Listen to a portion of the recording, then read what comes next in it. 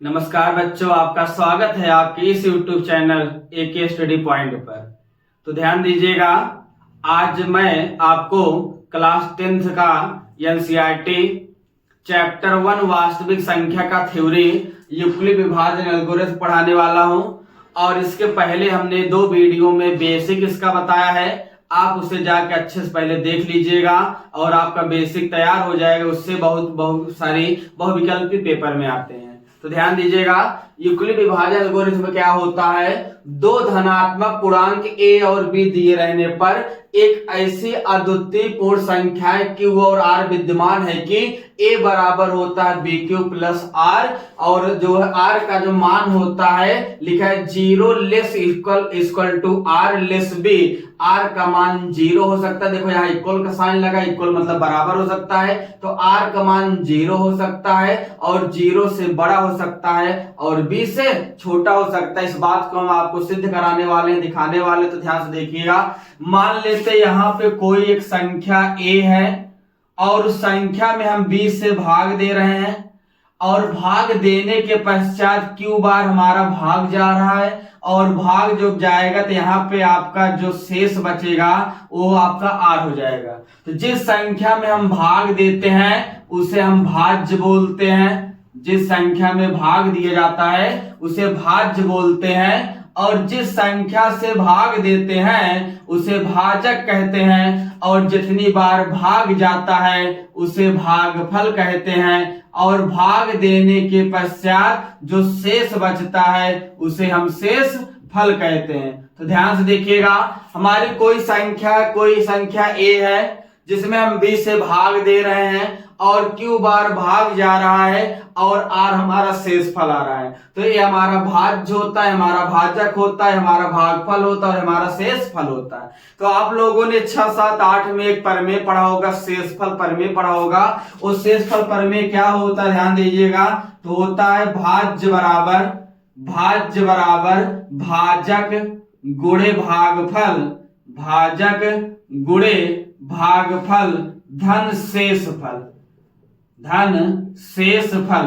तो देखिएगा, हमने आपको क्या बताया, भाज्य बराबर भाजक गुणे भागफल धन शेषफल, ये शेषफल प्रमेय है। लेकिन इसी को हाई स्कूल में 10th में क्या बोल दिया गया, यूक्लिड विभाजन एल्गोरिथम, केवल नाम चेंज हो गया। जैसे आप ध्यान दीजिएगा, देखिए यहाँ भाज्य लिखा है, तो अगर आप यहाँ देखो भाज्य को हमने किसको माना a, तो यहाँ भाज्य के नीचे हमारा a आ जाएगा। भाजक जिससे हम भाग दे रहे हैं तो भाजक हमारा b हो गया और हमारा भागफल q बार गया तो हमारा bq हो गया, और प्लस हमारा शेषफल, और शेषफल हमने r माना।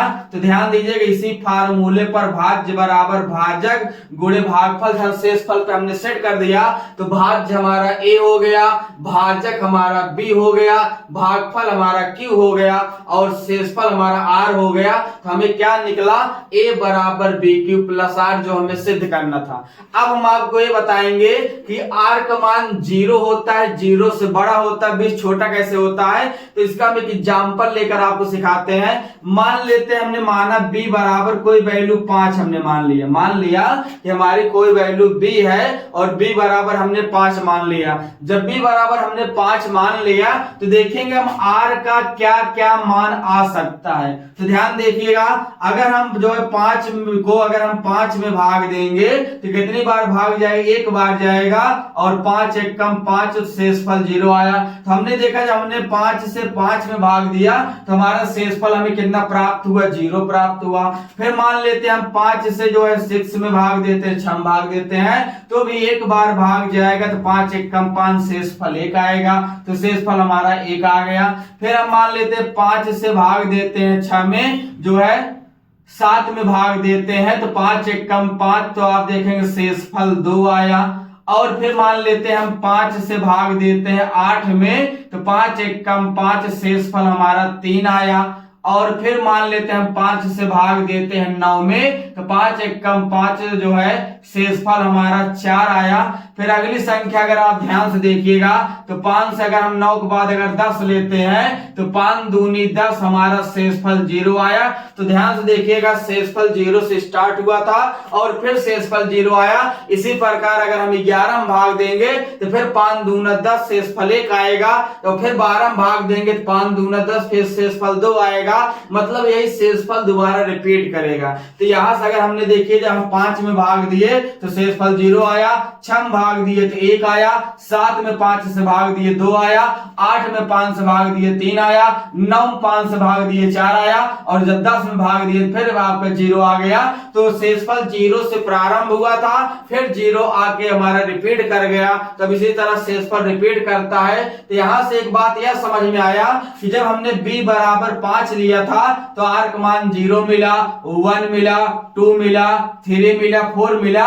मतलब r का मान 0 है और 0 से बड़ा है, लेकिन हमने b बराबर 5 लिया था, b हमारा मान क्या है, छोटा है। तो यहां से हम यह लिख सकते हैं, यहां से हम आपको यह बता सकते हैं, लिख सकते हैं कि जो r का मान होगा 0 हो सकता है और 0 से बड़ा। देखिए बड़ा का चिन्ह लगा है, जिधर ये आपका खुला रहता है वो आपका ग्रेटर का साइन होता है, बड़ा का चिन्ह होता है। तो हो गया 0 less equal to less r, मतलब आपका लेस आपका b हो गया। r का मान 0 हो सकता है, 0 से बड़ा हो सकता है और b से छोटा हो सकता है। तो यहाँ का r का कंडीशन आ गया, जो कौन कहता है, यूक्लिड विभाजन एल्गोरिथम। तो ध्यान से देखिएगा, दोबारा एक बात सुन लीजिए, क्या बोला है, दो धनात्मक पूर्णांक। तो एक आपका a धनात्मक पूर्णांक है, दूसरा धनात्मक पूर्णांक b है। जब दिए रहे हो तो एक ऐसी अद्वितीय मतलब होता है जिसका केवल एक मान हो, कोई दूसरा मान ना हो। अद्वितीय पूर्ण संख्याएं q और r विद्यमान हो, विद्यमान मतलब होता है उसमें उपस्थित हो। तो वहां समय यूक्लिड विभाजन एल्गोरिथम क्या बनता है, a बराबर b क्यूब प्लस r होता है, जहां r का मान 0 हो सकता है, 0 से बड़ा। हमने आपको सिद्ध करके दिखा दिया कि a कोई संख्या है जिसमें हम b से भाग दे रहे हैं, भाग देने बाद q हमारा भागफल हो रहा है, r हमारा शेषफल है। हमने इसको a को भाज्य माना, b को भाजक बोला, q को भागफल बोला, r को शेषफल बोला। हमने कहा कि वो एक जो है शेषफल प्रमेय होता है। क्या होता है, भाज्य बराबर भाजक गुणे भागफल धन शेषफल होता है। तो भाज्य को हमने a बोला, भाजक को हमने b बोला, भागफल को हमने q बोला और शेषफल को हमने r बोला। अब हमने आपको जो r का मान है, हमने एक एग्जांपल लिया आपके सामने। हमने बोला अगर b बराबर हम 5 ले लेते हैं तो r का मान 0 आ सकता है, 1 आ सकता है, 2 आ सकता है, 3 आ सकता है, 4 कैसे, अभी हमने आपको दिखाया। इसी तरह मान लो हम और अगर एग्जांपल लेना चाहें, मान लो हम b बराबर 3 लेना चाहें तो आप डायरेक्ट बिना भाग दिए डायरेक्ट बता सकते हो r का मान क्या क्या मिल सकता है। देखो स्टार्ट करना है 0 से, प्रारंभ करना है 0 से, तो 0 आएगा, 1 आएगा, 2 आएगा। देखो किससे हम भाग दे रहे हैं, 3 से। फिर जिससे भाग दे रहे हैं उसके जस्ट पहले हमें रुक जाना। जैसे हमने यहाँ पे b बराबर 5 से भाग दिया तो 5 पहले कौन आता है, 4। उसी तरह अगर हम यहाँ b बराबर 3 से भाग दे रहे हैं तो 3 से पहले कौन आएगा, 2। तो यहाँ पे 0 हो गया, 1 हो गया, 2 हो गया। इसी तरह मान लो अगर हम b बराबर जो है 4 लेना चाहे तो r इक्वल टू क्या होगा, 0 आएगा, 1 आएगा, 2 आएगा, 3 आएगा। तो उम्मीद है आपको समझ में आया होगा कि r का मान जो होता है 0 से प्रारंभ होता है और जिस संख्या से भाग देते हैं जस्ट उसके पहले संख्या हमारा रुक जाता है। और हमने इसके पहले आपको सिद्ध करके दिखाया भी कि r का मान 0 हो सकता है, 0 से बड़ा और b से छोटा। बहुविकल्पी में कभी काले पूछ लिया जाता है, आप इसको अच्छे से स्क्रीनशॉट ले लीजिए।